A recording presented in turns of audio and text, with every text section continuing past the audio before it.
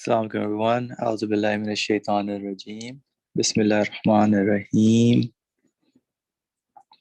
Rabbi shrah li sadri wa yassir li amri wahlul 'uqdatam min lisani yafqahu qawli waj'alni waziran min ahli Harun akhi washdu bihi azri washriku fi amri kay nusabbihaka kaseera wa nazkuraka kaseera innaka kunta bina basira wala hawla wala quwwata illa billahil aliyyil azim. Allahumma barak lana fi Rajab wa Shaban wa balighna Ramadan wa sallallahu ala Muhammadin wa ala alihi wa sahbihi ajma'in walhamdulillahi rabbil alameen. All right, inshallah, we're going to continue with the rays, the second ray, the third station, the third sign and proof, where we were discussing how the proofs of divine unity, where we see everything in creation, in our living day to day, whatever we are doing, how to feel the presence of the Lord of the universe within our day to day activities, being cognizant, being aware as much as we can. Of course, we are all in training in this world. And this is the reason why we are given life and existence here, to live with the awareness and consciousness that we have an owner, whatever we are engaging with, working on, interacting with, should help. I mean, we should try to be in cognizance of that all these engagements, these events, these things I'm working with, if it might be my computer, might be maybe I'm cutting some onions, or it could be some fruits, or my dinner, lunch, whatever I'm having, or my views when I'm engaging and talking to people. So whatever I am doing, there is this consciousness that I have to engage myself in. And the author here is more focused on seeing that whatever the signs that you look at, they are all meaningful, and they show divine unity, that in this particular section, that his is the dominion and his is the praise, is the verse from the Quran, chapter 57, verse 3, that your conclusion we should arrive at when looking at something, that his is the dominion, that this, whatever I'm engaging myself with, myself included, I'm part of that dominion which belongs to him. I don't own myself, neither does anything else in the universe own themselves, but somebody who owns the whole universe, who gives me my feelings, my thoughts, my hopes, my desires, is the one who owns this, who owns me and the universe, and all the praise must belong to him.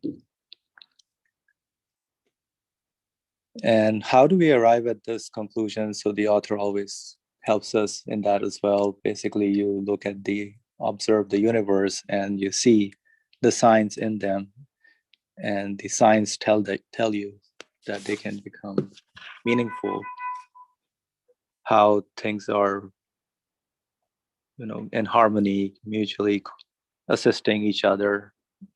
Nothing can exist on their own, but they all exist within the system. So there is that cooperation and interpenetration.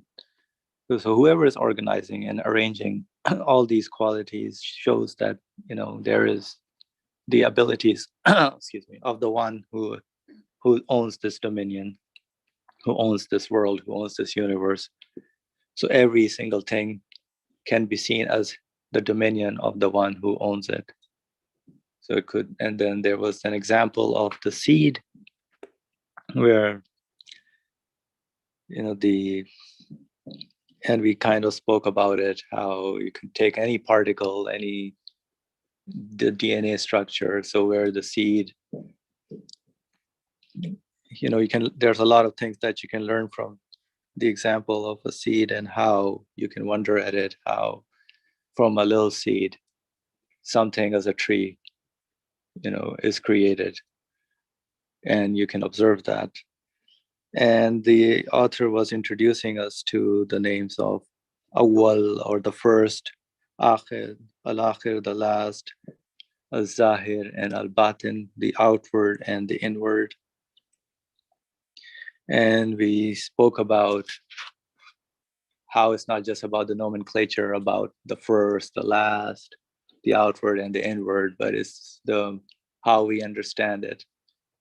The concept of seeing that, yeah, all these qualities, all these phenomena that we observe, we show the signs, looking at the seed and seeing that this whole, the whole program of the tree is included in that seed, the whole, how that tree is going to be, the characteristics of the tree, how long the life, everything is just in the DNA of a particle, or in the seed. In this, the way the author is presenting of the tree, everything, all the whole program is there, and shows, whoever the, like, how the origination is. So let me see how, yeah, the original seeds, fruit bearing, as the authors mentioned, contains the programs, the indexes and plan of the tree. That points to that whoever is in the one who knows the origins is, it points to his name. The origin is, he is the originator. He must be. So the program, the index, that name of the first shows that he owns that. It is a quality that belongs to the one who owns the dominion. And the last shows, so if you look at the end result, or the fruit of the tree, the example of the tree. So the initial stage of a tree is the seed. That's how it started. And then it became a tree. And then you see that it starts giving fruit. So there is the end result, that there's the result of the fruits that are coming from the tree. And then there is the way the tree looks, the outer aspect of the tree, where it's decorated with different branches and leaves, stems. So all those are visually, you can visualize it and see that as well. And then the inward, the inner workings within the tree, as if, the factories are working for continuously, allowing it to receive whatever process, the sunlight, the water, and the nutrients from the soil. So there's this whole ecosystem that is working, which is what the, shows the signs of that. Whoever's organizing, is called the, you can name it as the inward, or the zahir or batin, outward and inward. And we stopped there. I mean, this is, we're going to go into in short, but if anybody would like to add anything, mention anything, that is a good time. You guys can help me also, and if you have any other comments up to this part of the section before we go in short about this third proof, about the names of first, last, inward, outward. I mean, these are, so in everything basically, not just the seed, but in your own being as well, even in the events that happen, you can see these are the names that can be experienced. And we also spoke about, I mean, this is not like there's in stages that is happening, but all these names are continuously going on, and they point to the infiniteness of the name, like all over the place, everywhere this is happening. And I see Faria's hand is up. Faria, go ahead. I think I'm reflecting more on what you just shared, but thank you for sharing your reflections. I think what was striking was how the qualities are manifested at the same time, but it's really how I view something at a specific moment that makes it personal to me. And so these obvious qualities that we see, like you mentioned, outward, inner, first, and last, these are obviously what we observe within the order in the universe, but there's more to it. However, at one point, I may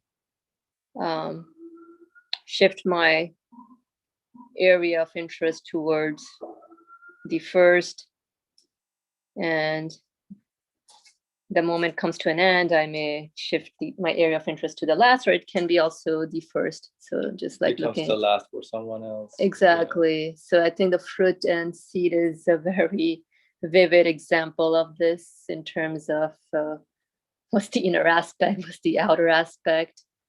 It's really, if I'm sowing the seed, then that may look like the outer aspect, but someone may argue, no, it's the inner aspect. Look, you just ate the fruit and now you extracted the seed from it. So it's really how we are interacting with the universe. But the point here is that every quality is being manifested here and now at this specific moment. And also, nothing goes unnoticed, or nothing is created in vain or purposeless.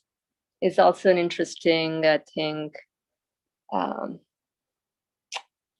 point to look into. And because you were mentioning about the ecosystem, and that was also, it's amazing. Like, there may be things that we may consider insignificant, but again, that's how I'm perceiving it. But in reality, everything is very, very much significant. So I was just watching this talk about this person sharing how even a turtle is so much needed to keep the whole ecosystem, or the balance of the order of the universe, intact. Because if it was not for the purpose of whatever a turtle does on a day-to-day, then the rest of the species under soil or even outside would, it's just going to mess up everything. Everything is going to go extinct. So it's amazing how everything is with a purpose. So just wanted to highlight a little bit that based on what you shared. Thanks. Thank you, Fariha. Yeah, that makes sense, as you also highlighted about the significance of each and everything, as you said. Like, it may seem like a simple seed, but imagine how meaningful that little particle or DNA or that seed is. You can write books and stories and poems on, just to see how that thing is existing and what it points to. And what that becomes of that seed, and what is the journey of that seed. So there is, all these names are manifesting at the same time, and they point to the absoluteness of all those names. So like the turtle example, although it is a simple, okay, yeah, it's a turtle, I enjoy looking at it, it looks cute, but the functions that that is the one who has set that up, that is another dominion of the one who owns the universe, showing me that I can see the origin, the last, what the fruit is, what the outcome, what the within that thing itself. And as you said, that its whole is needed to, it does many services we don't even know about with the other creation in the universe, how each particle within this universe is important and significant in terms of how it is a part of the whole functioning of the whole universe. Thank you. Any other comment, or before we go to the in short, I think that would conclude this particular point. So let's go over and then we can see if anybody else has anything to say. So in short, the origins of trees are coffers and programs. The origins of trees are coffers and programs. So the seed, the origins of the tree are coffers and programs. Their ends are instruction sheets and samples. So their ends are instruction sheets and samples. It's interesting, the instruction sheets and samples. So the fruits. Yeah, makes sense. And the benefits and characteristics of the fruits. Their outer faces are artistically fashioned. Definitely, there is definitely an art that is visible in each and everything that is existing. So artistically fashioned, and that's what attracts conscious beings, even human beings and then other animals, plants, they get attracted to that fruit or to that, to something that is really attractive and flashing. Hey, getting attention, look at me. So the outer faces are decorated in such a way, in that fashion, artistically fashioned embroidered garments, and their inner faces are factories and workbenches. So within the thing themselves, or within the human body, there is a whole world, a whole dominion of something that is going on, including the feelings, the heart, and then the physical, exchange of the blood and pumping and filtration systems and cleansing. All different things are going on within the human body, within the tree as well. And that's, the proper distribution, the balance, harmony. So who is arranging all that? So all that is, again, pointing to the unity of the absolute one, or the sign that show me that his is the dominion and his is the praise. And their interfaces are factories and workbenches. These four aspects look to each other and as a whole form a supreme stamp.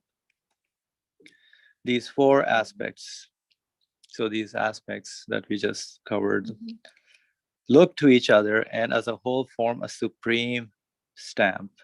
So they all look to each other. Basically, as we discussed about, it's not like in stages, but they all necessitate each other. So they all intermingle. It's not like, okay, first this is the first, this is the last. It's not a sequential stage by stage, but at every moment, at every area, everything, there's this intermingling of all the names at the same time, happening continuously. And their interfaces, okay, so a greatest name becomes apparent through them. These four aspects look to each other and as a whole form a supreme stamp. A supreme stamp. Indeed, a greatest name becomes apparent through them.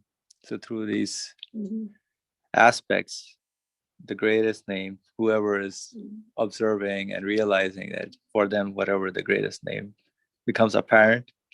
For self-evidently none other than the single maker of unity,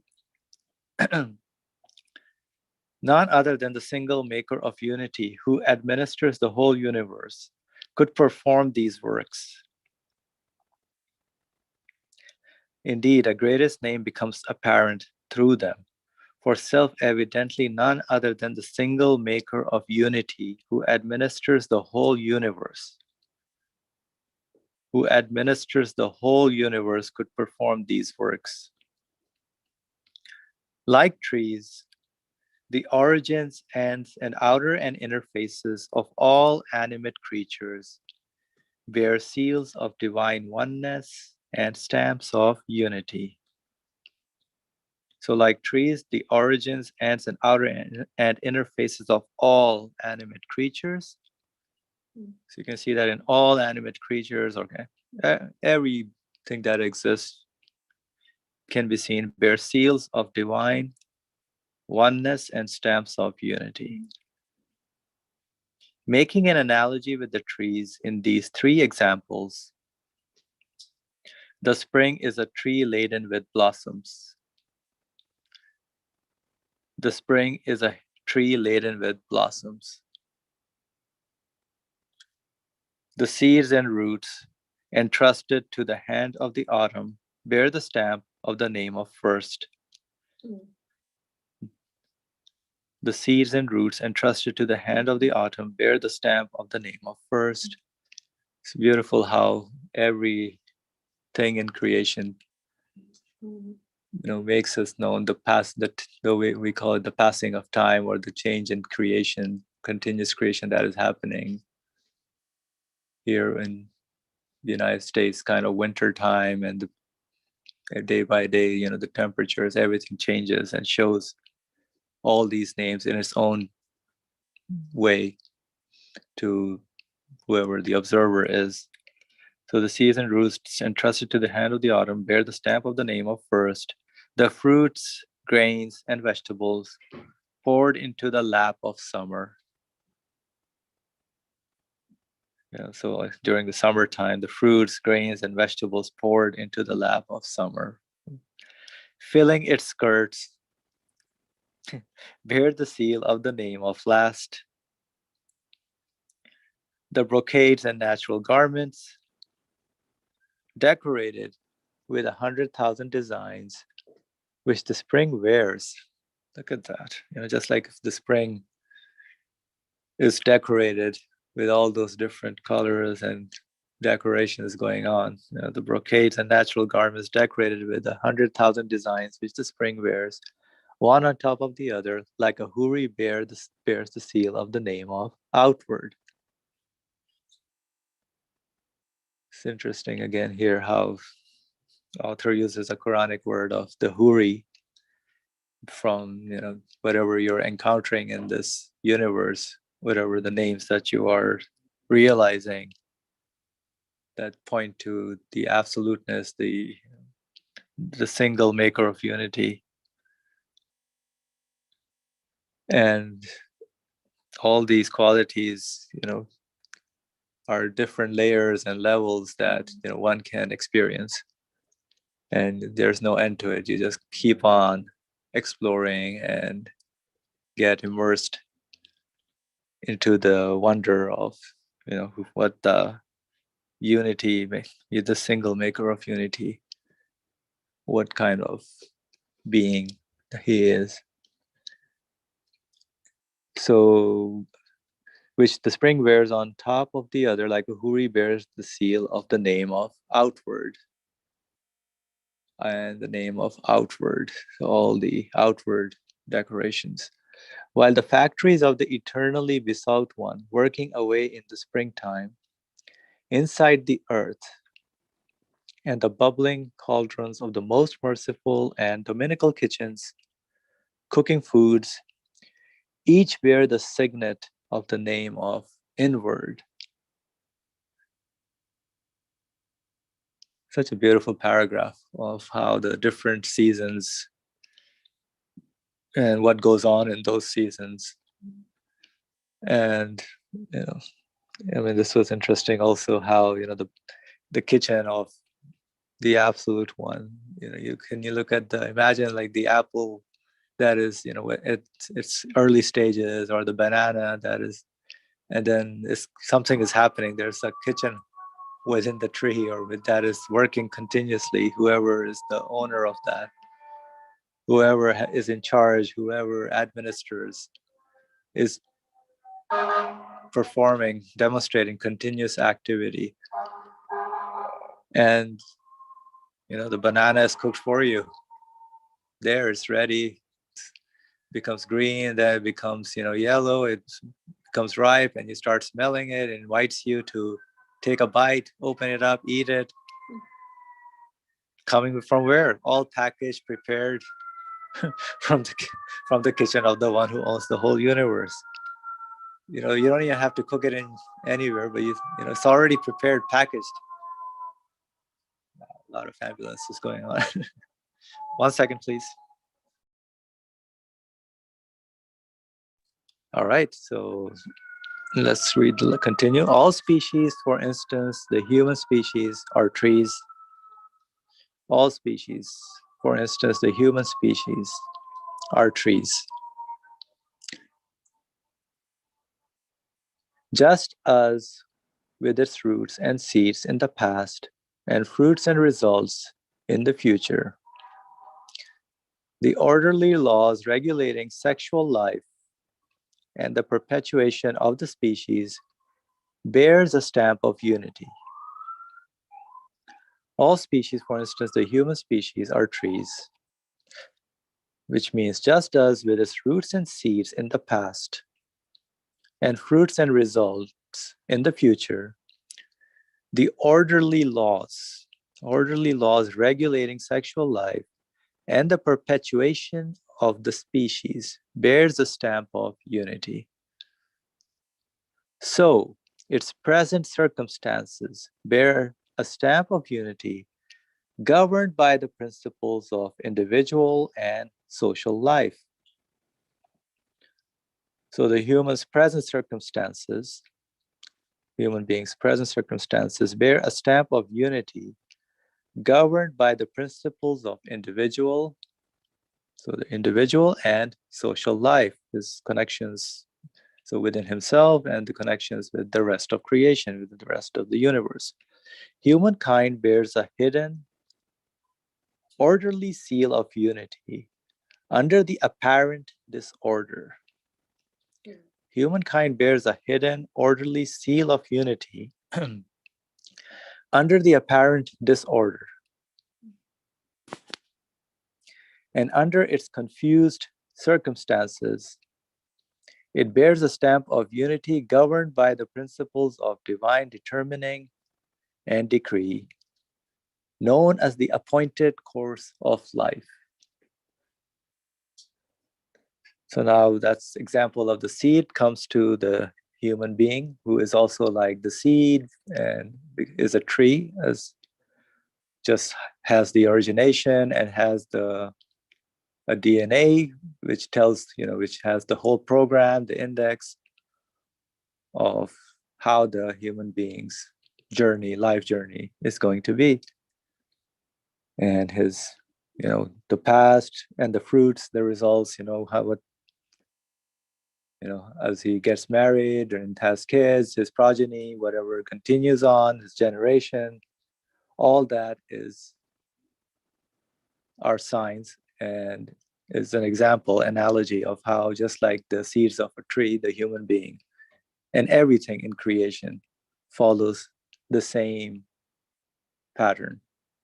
All these names are visible and seen in every stage of the human being. And so the present circumstances bear a stamp of unity governed. So in each and every stage, of your either individual or social life, you can see the stamp of unity is governed by that. So there's an order that you are within and you're following whatever that order is. Humankind bears a hidden, orderly seal of unity under the apparent disorder. Humankind bears a hidden, orderly seal of unity under the apparent disorder.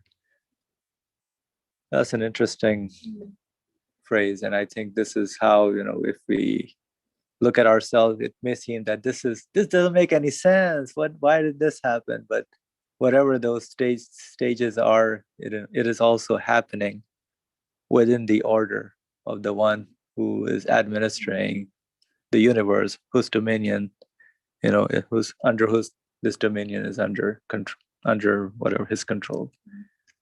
Let me see if I can say that right. The dominion of his dominion. Orderly seal of unity under the apparent disorder and under its confused circumstances. It bears a stamp of unity. So within that, it may seem confused to us, but it is also within an order, and it bears the stamp of unity governed by the principles of divine determining and decree. So there are, of course, in this universe, we know that there are things that, we can know, we can learn. If you do this, this happens, but there are many things we don't know.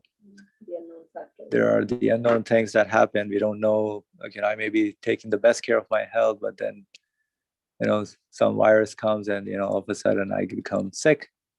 So it may seem, well, I've been doing all the best I could to stay healthy and perfect, but what happened? So it may seem as something disorderly, or some may seem some confused situation, but that is within the order, and that is what divine determining and decree. So everything is listed, everything is within the absolute knowledge of the one who owns this whole world, this whole universe. And I will pause here to hear from you. Faria, go ahead. Thank you for elaborating on this last sentence, which at first glance I was like, wait, what? Because this is something I experience as a human being. Like, I'm confused. Like you were giving the example, or apparent disorder. Like, no, how is this happening? I'm doing this. Like, hello. So, but it's interesting how the author is walking us through understanding how everything is within an established order. Like, I'm not doing anything. I'm not creating anything. I'm just following what's available to me, discovering the order, and then, trying to benefit as much as I can. However, like you were mentioning, in terms of the, which I may say unknown factors on my end, and the author here is referring to as like hidden,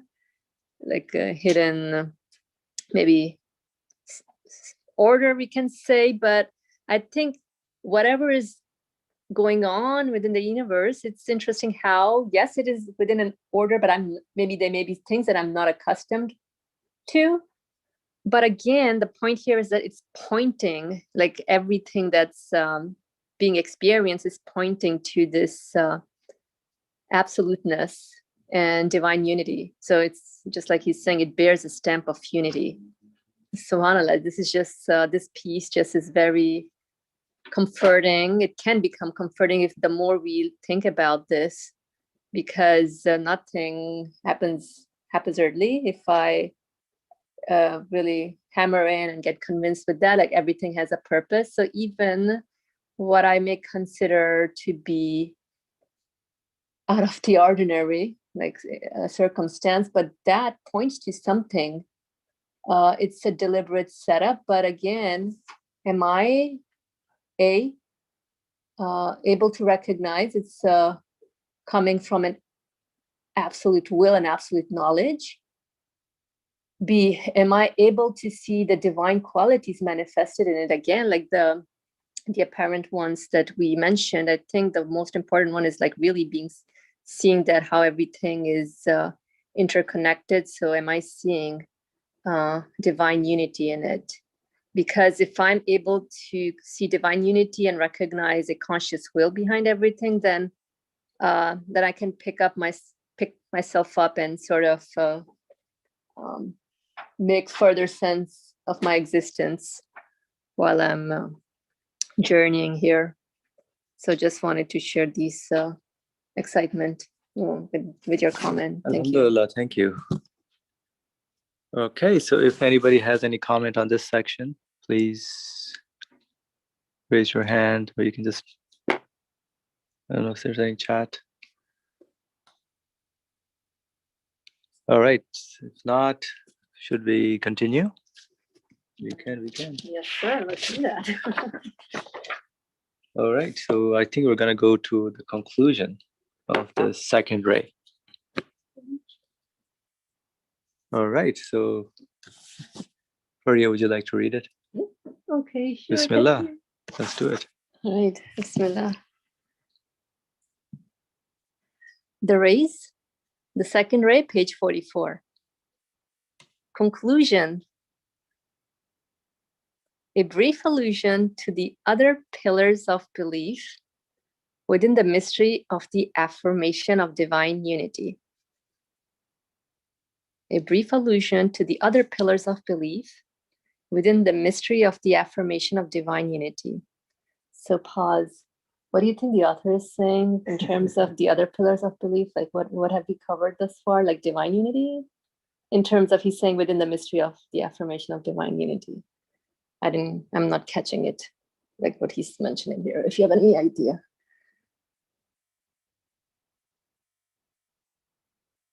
if I have any idea. So like we've talked about divine unity, but he's saying like, hey, this conclusion is going to be a brief allusion to other pillars of belief. So like this thus far we were. Which pillar of belief is this one that you think? I don't know. It depends on what the understanding of pillar of belief. So it is in the one of the understandings of belief matters that this author is kind of pinpointing at. So okay, getting to know the absolute one, understanding him. So when we say testify maybe to the oneness of God, what does that mean? Okay. So now probably, I don't know, in this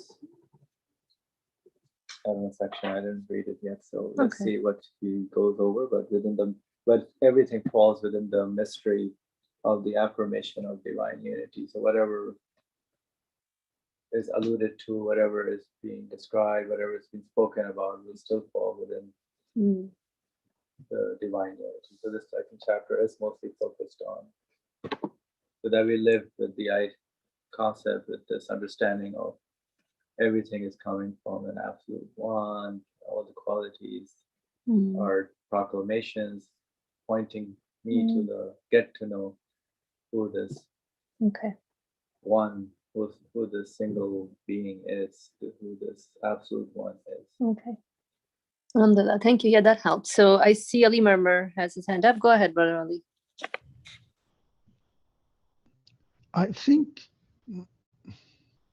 the other pillars of belief refers to, that's my first glance of what's happening here.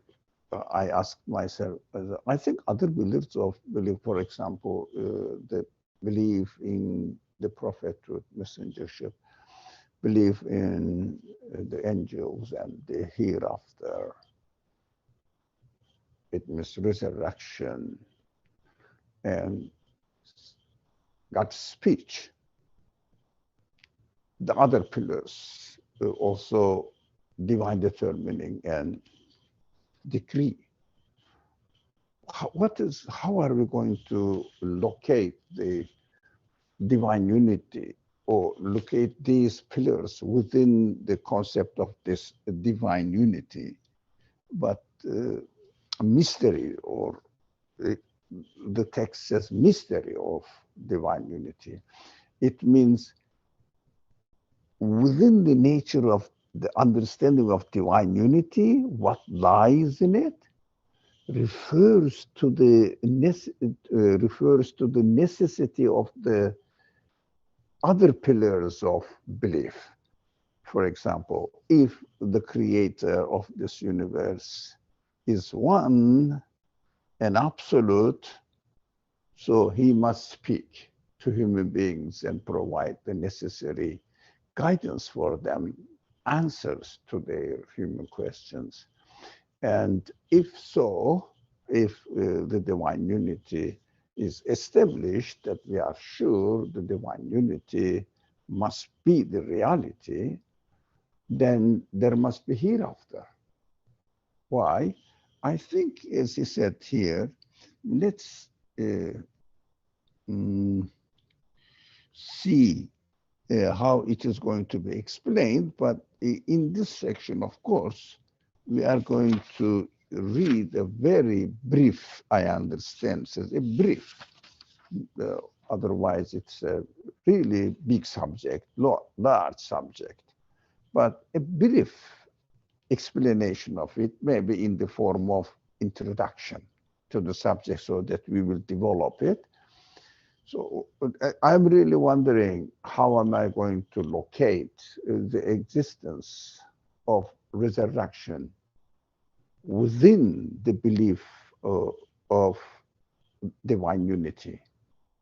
Does it really necessitate divine unity? Does divine unity necessitate resurrection? Necessitates that this divine being must speak, must appoint a prophet, messenger, represent his message? Really? I really wonder that.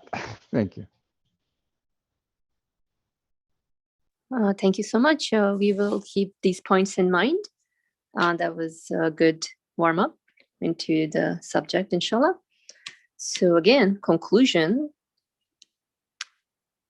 Heedless man, come now and consider if only once the three fruits necessitating causes.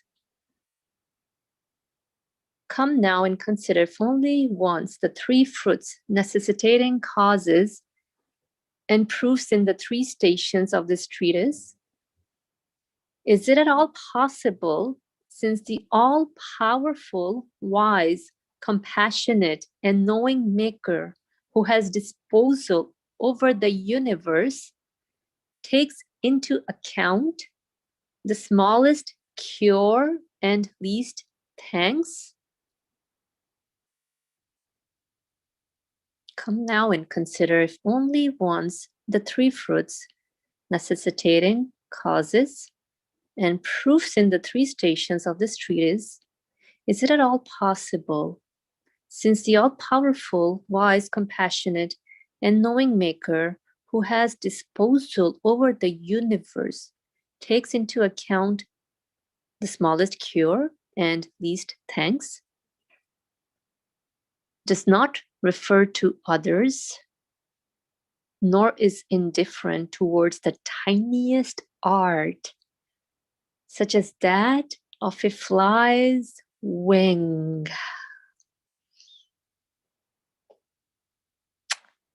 Oh, nor is indifferent towards the tiniest art, such as that of a fly's wing. It's interesting. Attaches to the lowliest common seed, duties, and instances of wisdom, as great as a tree.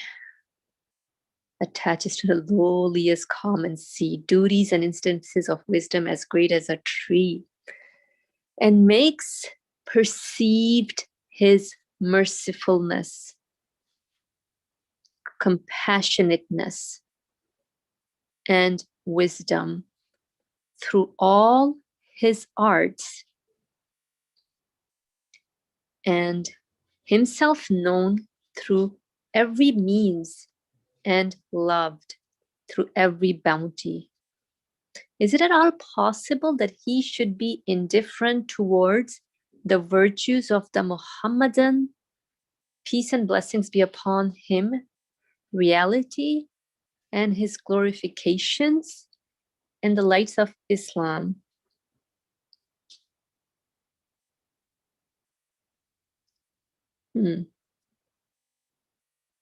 Is it at all possible, since the all-powerful, wise, compassionate, and knowing maker who has disposal over the universe and who takes into account the smallest cure and least thanks, does not refer to others, nor is indifferent towards the tiniest art, such as that of a fly's wing, attaches to the lowliest common seed, duties and instances of wisdom as great as a tree, and makes perceived his mercifulness, compassionateness, and wisdom through all his arts, and himself makes himself known through every means and loved through every bounty.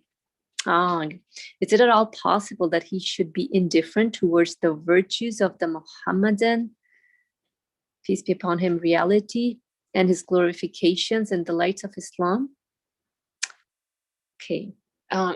Interesting in terms of the first piece, I think, connecting it back to what we've been journeying thus far with in terms of observing everything around us. So if I conclude that how things are being taken care of, different qualities that we notice, we spoke about a turtle, and here he's mentioning a fly's wing. So if everything is really taken care of in a merciful way, perfect way, and even all the arts that are manifested, it's obviously so that we may perceive the owner of the art as being the compassionate one, full of wisdom. And so if all there are no such needs as insignificant, because I would say if it's a need, then hey, it's given for a purpose. So if all the needs are, being taken care of, then is it possible that he should be indifferent to the one who's bringing me into existence, who's setting up this whole universe?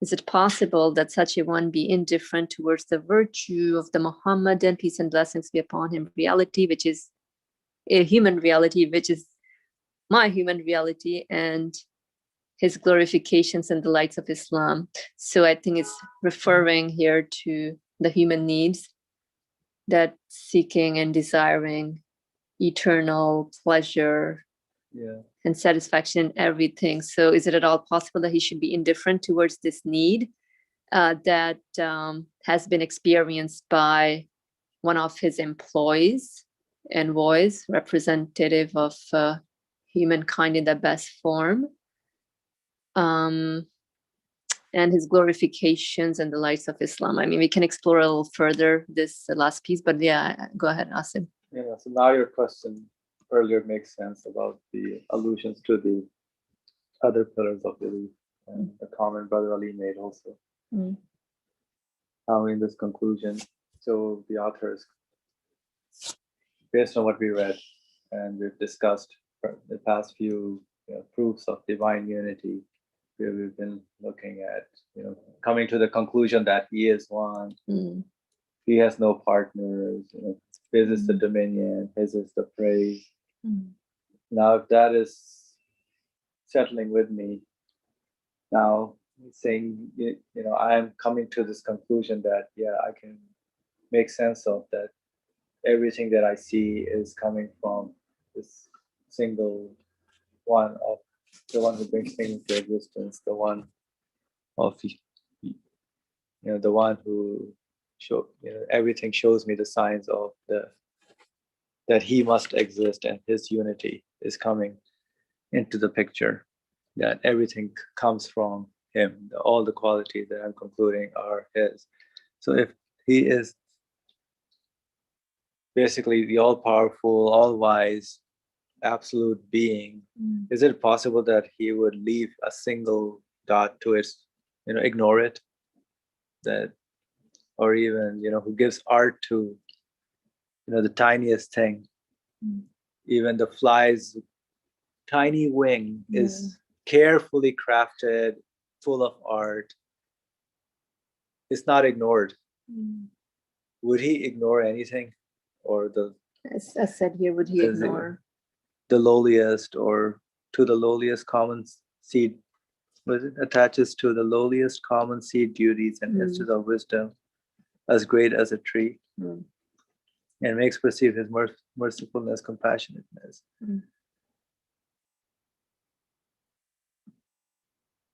There's a hand up. Yeah, if somebody wants to say, go ahead. Go ahead, Brother Ali.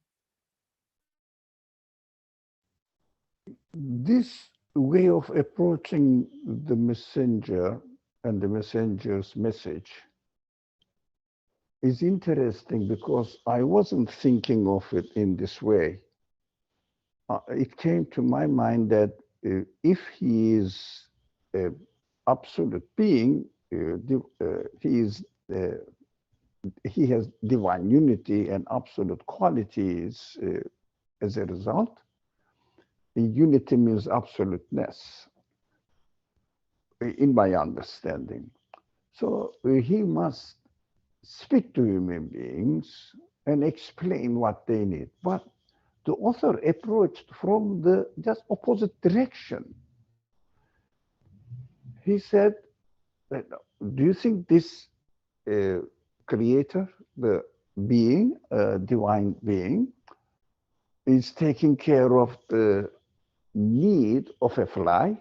It needs a very actively and quickly, swiftly working wings in order to make the maneuvers this way, that way, up, down, and then just immediately fly away, for example, and let somewhere.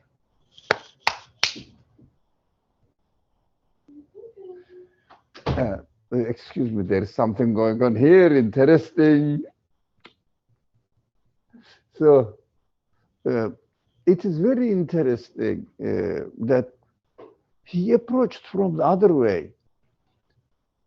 Look at Muhammad as the messenger of God, peace and blessings be upon him. What does it represent in human life?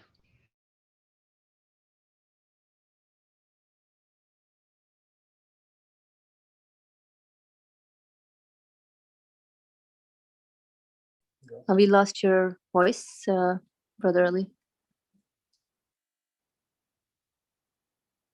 Okay. Is it me or somebody can confirm? Are you good?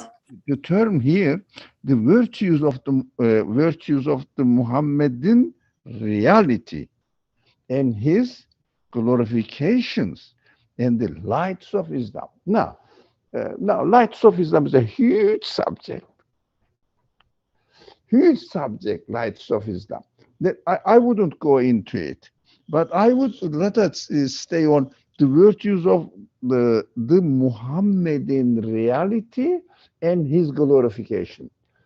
We know from the general teachings of this author in his old writings, Muhammad as the messenger of God, but as Muhammad in his mission represents the best quality of human beings. As a messenger of God, representing the message of God in human form within a human society, he is the best exemplary figure representing humankind. So Muhammad in reality is the real reality of humanity. That's what I understood. Real reality of humanity is represented in the how do you say, personality of the Prophet Muhammad, and also his supplications. It means sort of glorifications, supplications as well, but here is the word is used, glorification. His glorification means human capacity necessitates that we have to glorify because it is within us. We don't have to believe in God or something like that, but just if we see a wonderful work presented to us, we just appreciate it, we glorify it, and say it is a wonderful machine, unimaginable. Unbelievably sophisticated by working perfectly. That is in human nature. This humanity, or every human being, looking at the universe and how the things are created, it also necessitates, everything in the universe, not necessarily that wonderful machine or very skillful work of art or whatever, but the universe is full of it. Of course, we have to glorify it.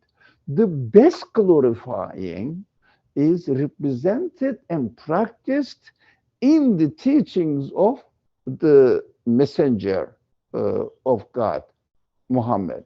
So in his teachings, best glorifications are done, performed, and represented in the best way by the messenger of God himself. Do you think God is not going to respond this glorification? God is not going to respond to the reality of human beings, what human beings expect, what human beings desire, what human beings need as we are. we have to say, look, if I believe in God, which we went through, an absolute God, not only, how do you say, formal word is a God, finish. No, qualified with divine unity. And all his qualities manifested in the universe also qualified with divine unity. It means they are all absolute. This absolute being will respond to the needs of every creature, human beings, animals, plants, inanimate beings. Everything is perfectly satisfied within its own existence, or whatever their existence necessitated will be, or all is satisfied. How about human nature? What we need, are they satisfied? If we think that my desires, as human beings, my need for anything as a human being with free will, I choose this, and I prefer, because I have much wider range of qualities than inanimate beings and plants, etc. In practical life, we see it. Or do you think he is going to ignore, this absolute being is going to ignore the needs of human beings and questions of human beings, inquiries of human beings, glorifications of human beings? Ah, he must do that. So, what the position of the reality of the Muhammadan reality, virtues of Muhammadan reality? What virtues in his message? That's why he at the end generalized the lights of Islam, his virtues, what Islam presents to us. What Islam presents to us, to submit and trust the absolute being, submit yourself to to the absolute being, trust the absolute being, and present all your needs to this absolute being. That's what the lights of Islam is, or virtues, the virtues of the Muhammadan reality includes all this. And this one should really respond to it. Of course, as a consequence of this conclusion, we say, or I say, I started from a wrong direction.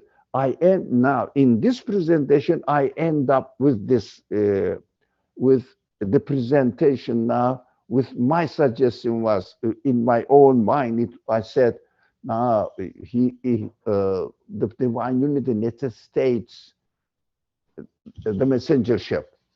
Now, this on the other side, my human qualities represented by the perfect man, the most perfect man, the prophets in general, and Muhammad in particular, represented this, must be attributed to and directed glorifications, needs, etc., directed only to this divine being, divine unity, the absolute being.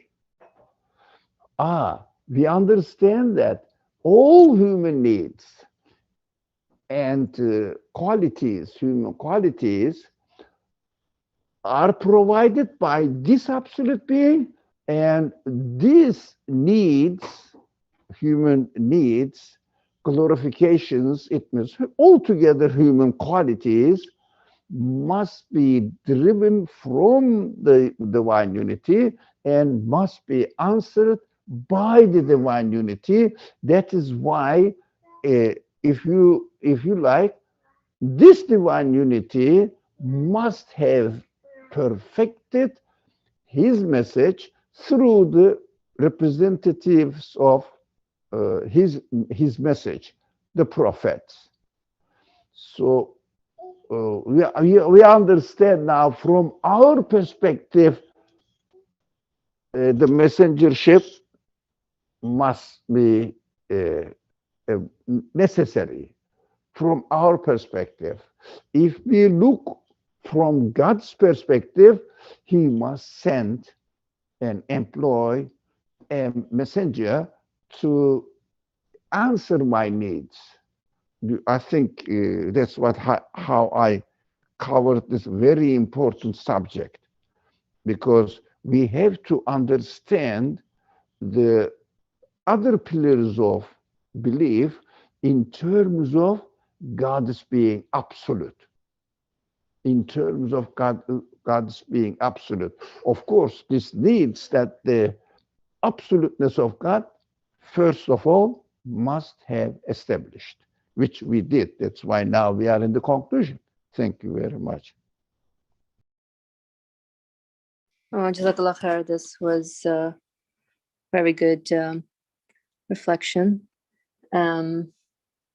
Yeah, I think after going through investigative process and really coming up with logical conclusions where one's emotional side is also convinced about that which the intellect concludes, everything is pretty much in harmony in terms of concluding divine, not only divine absoluteness, but divine unity, then it comes to a point of divine unity necessitating messengership. And it's also interesting how this Muhammadan reality or messengership represent human needs in its best form. And so I ought to utilize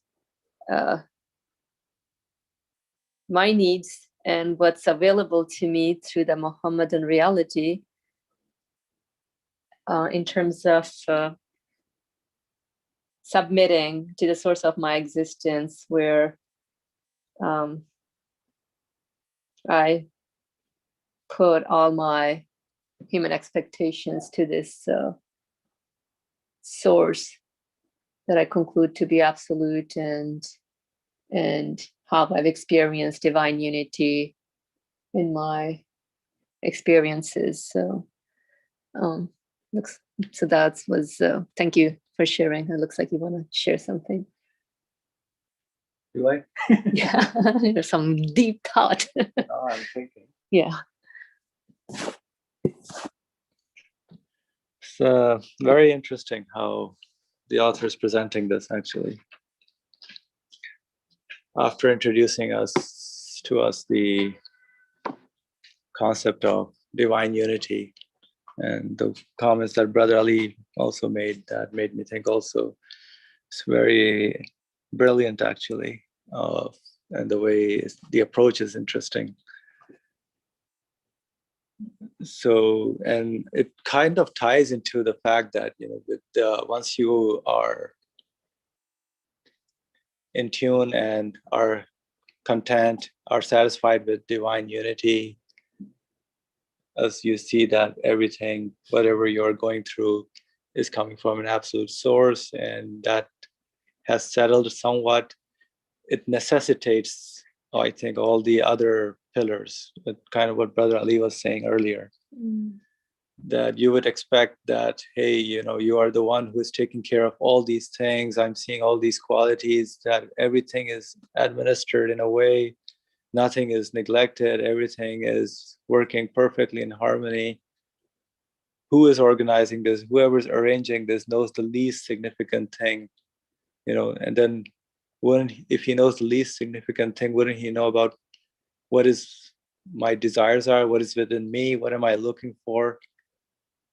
And introducing that concept of the Muhammadan reality, that whoever is taking care of everything must also show me, must talk to me, must, provide me speech, must show me what the human being's, ultimate potential is. What can the human being is, what his capacity, how can he make progress in this existence that is being arranged. So I need to be shown the way, and I need to be shown the model, the example, and this introduction to the Mohammedan reality and his glorification. So those glorifications should become my glorifications as well. And of course, the lights of Islam is, I guess, the further pillars of belief that, divine determining, resurrection. So all that comes into, with the divine unity, must provide for each and every of my concerns, each and for every of my hopes, and the way whatever has been given to me, my questions must be answered as well in that same way. Alhamdulillah, thank you. Yeah, that makes more sense. Interesting, like how, all the, what do you say, different aspect of belief points to divine unity, and so divine unity also necessitate all these aspects of belief, and so this even institution of messengership makes it seems like connects all the dots together now in order to make a whole one's belief sure, like put an assurance to it, and so one can be convinced in their journey here. Thank you. Does anyone else want to make any comment or share something? Feel free to do that. Otherwise, we can move on to the next paragraph. All right. So, Bismillah. Is it at all possible that the messengership of Muhammad, peace and blessings be upon him, which gilds all creatures and fills them with joy, illuminates the universe and brings the heavens and earth to tumult, and has for 14 centuries taken under its rule physical and spiritual, half the globe and a fifth of mankind, and has perpetuated that glorious rule on account of the creator of the universe and in his name. Is it at all possible that the messengership of Muhammad, peace be upon him, which gilds all creatures, so touches, covers, it gives, brings things into Enlightenment. Into light, or gives them importance, which gilds all creatures and fills them with joy. So everything benefits with that, what the messengership of the Prophet Muhammad brings. That, hey, don't worry, each and everything is told you. You have an owner, especially conscious beings. Don't worry about it. And fills them with joy, illuminates the universe, and brings the heavens and earth to tumult. So even they get, heavens and earth also benefit from the messengership, that it further confirms that, it makes them more meaningful also, that they are all coming from the source, the one who is the owner of the universe. Is there something going on?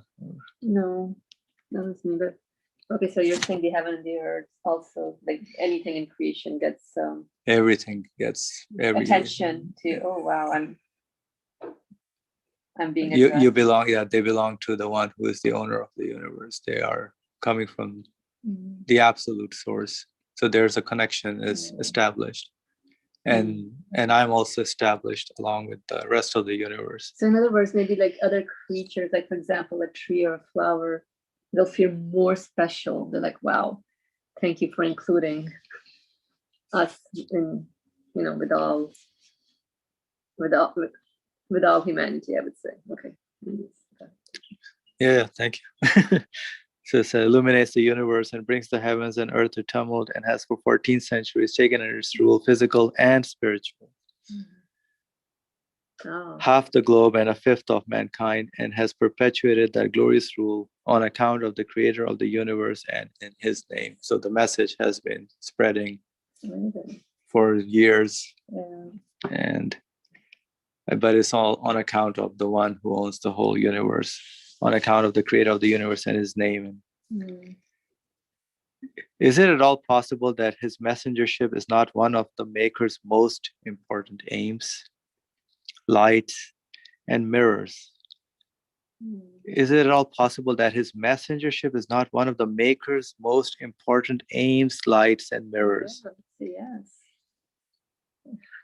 And that the other prophets who served the same truths as Muhammad, peace and blessings be upon him, should not also have been that maker's envoys, friends, and officials? And that the other prophets who served the same truths as Muhammad, peace and blessings be upon him, should not also have been that maker's envoys, friends, and officials? God forbid to the number of the prophets miracles. Good stuff, actually. It's the same message everywhere throughout centuries. The message is profound, but I'm just wondering in terms of how, if the message itself is profound, then, why am I sleeping? Or maybe it's, I don't know yet, the profoundness of this message, or like, why aren't we waking up? Or maybe the way it's presented, it's there's definitely something going on wrong there, because the way the author is mentioning, it's like for centuries, it has shaken up like everything. Like everyone who right. gets the message understands that they are being taken care of by the owner of the universe. It gets amazed at that. It's shaken up. Yep. And on top of that, so it brings in the existential questions of the human being into perspective, and the human being's existential questions, which philosophy has been trying to answer but has been unable to, but all those important, like what is going to happen to human being, why is he here, what's the purpose, where is he going, what is his duty on this earth, how is he supposed to live life. All those are questions, and the messengership of the prophet brings answers to those questions as well. It gives purpose to conscious beings' life journey, as well as whatever we deem in the universe. You may think that this is insignificant. Why is this here? Why does it exist? But it brings light to that thing as well, that it is necessary. And these are all signs to get to know the creator of the universe. But you were saying something. Sorry, I cut you off. No, this was great. No, like it's illuminating everything. But I think I was just saying that on top of this, like not only is the message profound, but on top of this, the one who's bringing this message knows what is being sent. So like the last piece that says, is it at all possible that his messengership is not one of the maker's most important aim, lights, and mirrors? Yeah, that's a good one. So that's the most important. Right, like this is not a joke, or it's not purposeless. Go ahead. Yeah, so the way I'm understanding is it comes like the whole package when I see that everything is coming from an absolute source. And with that absolute source, what comes along with it, the messengership must be there. Resurrection must be there. Divine determining must be there as well. So, yeah, go ahead.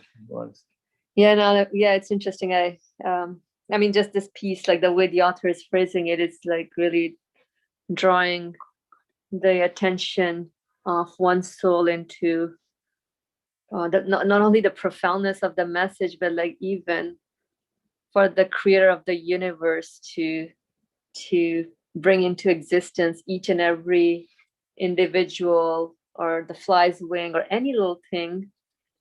It just brings enlightenment, or it brings Comfort. the existential. It brings comfort. Yeah, it brings, yeah. So whoever is the owner, the maker of this world must send me, tell me, talk to me through envoys, and continuously. The creation is there, and then the message that the prophet brings is also the same that the other prophets who are also employed by him throughout the century, they're also bringing that same message. So what does that tell about the message that they're bringing? Because they're the one who owns the universe is employing them to convey a message. I mean, it's important. The message must be important that the owner of the universe is, making sure is that everybody benefits and gets that message. And I mean, that's from my perspective, I'm trying to understand it, right? So that, I mean, there must be something there. Whoever has made the universe, whoever's the owner of the universe, wants to convey to me, wants to communicate, and he's making sure that I am comfortable in this world. I am safe and not to worry about my existence here. Yeah, thank you. I think the point thank you, that's helpful. What I was trying to emphasize on is just the way the author is mentioning where the maker's most important aim, light and mirrors. Just like an artist wouldn't make something, a piece of art, not only purposelessly, obviously there is some aim and purpose behind it. Not only does the artist want the audience to admire it, but like the one who's making it is also like, crafting it, putting it like with purpose and like with fine care and everything. So it's sort of like bringing in like a lot of emphasis to one's existence as well, that existence is really crafted or brought into existence, like not only with great value, but like, wow, it's just like, it's very important.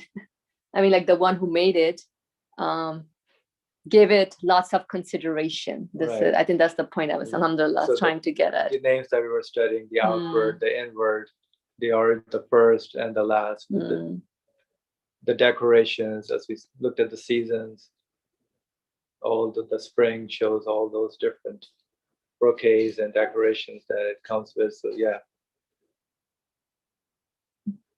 The one who, I think this is a very crucial point. Existence has been given with great consideration. So the one who's providing existence, there's like a really like strong emphasis, just knowing this like creates, like you were saying, not only give you sense of comfort, but you're like, this is it. Like sorry, I don't have any words, but I think that was it. This is exciting, actually. This great consideration in being given existence, like the so that was pretty good. Alhamdulillah. Thank you for helping us. I think that was the word that needed to come out. So anybody would like to comment, say anything? It's getting exciting. Brother Ali, go ahead, please. Maybe a superfluous comment, because you have already covered up generally, but the paragraph is so concise. Many elements are involved in it. But what most struck my attention was when we look at the message of the prophets, all the prophets, message of the prophets, we understand that this message is the aim of the maker of this universe, divine being. This message. Why? because we see in the message that everything is attributed to this maker, and by attributing and explaining the purpose of existence of this universe, everything in it, which becomes beautified. Let me see the words here. And full of joy, not torture. Everybody's dying, not torture. And it gilded all creatures, decorated them, made them into a glorification of his qualities. So they are not dead beings. And thus the universe becomes full of meaning and full of message about its creator only through the message of the prophets. That is why we cannot really attribute these messages of the prophets to anything but to the aim of the maker of the universe. It means what we understand from the prophets, the best deciphering the human qualities in the best way and representing them in their own life and within their own message must be the aim of this maker. That means the aim of the maker of this universe is to create human beings with the quality that we have been already experiencing and represented by the prophets at the best way. So the aim, what I understood from this paragraph, the aim of the creation of the universe is the human being, to create the human being. But human beings have free will. They may attribute the creation to meaninglessness, to nature, damp, nothing. I mean, what do they mean? I don't know what by nature, but it doesn't make sense to me. What is nature? I don't know. So they don't know either. And turning the beautiful universe into a meaninglessness, that is human choice. They can do that. But the aim of the creation is best represented in the messages of the prophets. It means really guiding the human beings to take the best, true, real attitude and communicate with the universe through human qualities, so the purpose of the existence of the universe will be fulfilled. That is the purpose of the existence. That's why this being, divine being, is interested in the needs of every single thing in the world, in this creation. But can we really disassociate the message of the messengers, all the messengers, from him at all? It means this message must be by him, and human beings are given these qualities in order to be educated through this message. This way of presenting the relationship between divine being and the messages of the messengership, first of all, definitely disqualifies the messengers as to be the source of their messages. Definitely disqualifies it, that's for sure. But at the same time, the purpose of the universe is to send this message, and only through the existence of human beings that this message can be fulfilled, realized. What an awesome presentation of the relationship between necessary relationship between the absolute being and human nature and prophetic messages directly related to this absolute being, to this divine unity. Well, really, I am puzzled how this way of presenting the messengership presented here in this passage seems to be simple, although we didn't touch about the prophet's miracles. That is something, a huge subject. Maybe just by the way he drew our attention and left it there, the author. Thank you. Oh, Jazakallah khair, Brother Ali. That was very helpful, and I agree in terms of this piece, right in the second paragraph, and just in general. I mean, the way it's presented, it's very bewildered.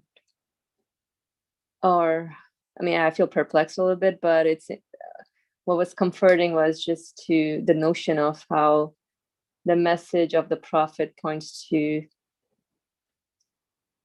the aim of the maker. That's huge, actually. Something to think over. And I think we can pause here for today. Let's just see if anyone has any comment or anything to share. If not, then inshallah next week we can definitely pick up from this third paragraph, and then maybe just briefly go over the miracle side as well. We can even revisit the main takeaways from the second paragraph and see what gets unfolded, inshallah. Thank you all for joining in and contributing. Bismillah ar-Rahman ar-Rahim. Subhanaka la ilma lana illa ma 'allamtana innaka antal alimul hakim. Glory be unto you. We have no knowledge save except that which you've taught us. Indeed, you are all knowledgeable, all wise. Wa akhiru da'wahum